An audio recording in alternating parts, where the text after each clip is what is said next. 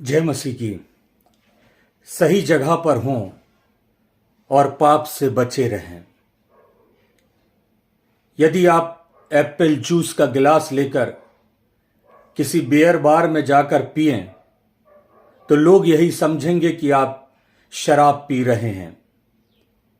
आप सही तो हैं परंतु गलत जगह पर हैं और इसलिए आपके जीवन पर दोष लगाया जा सकता है।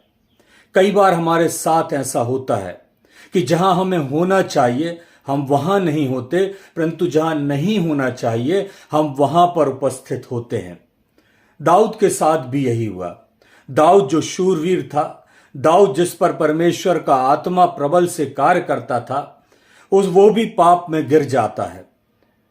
वह एक शाम अपनी छत पर टहल रहा होता है और तब अपने दास, अपने सैनिक उर्रिया की पत्नी बत्शेबा को वो नहाते हुए देखता है और जब वह उसे नहाते हुए देखता है तो उसे अपने भवन में बुलवा लेता है और उसके साथ में वह विचार करता है।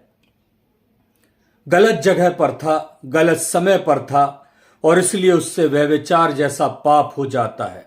आप कहेंगे वो तो अपने महल में था, अपनी सही जगह पर था, अपने घर में था, गलत जगह पर कैसे था? वो ऐसे क्योंकि युद्ध चल रहा था और युद्ध में उसके सैनिक युद्ध में लड़ाई लड़ रहे थे और योद्धा होने के कारण दाऊद जो था उसे युद्ध भूमि पर होना चाहिए था, रण क्षेत्र में होना चाहिए था, लेकिन वह अपने महल में था और अपने महल में होने के कारण उसकी दृष्टि उसके सैनिक उर्रिया की पत्नी बत्शेबा पर जाती है और वह पाप कर बैठता है और परमेश्वर उससे बहुत क्रोधित होता है।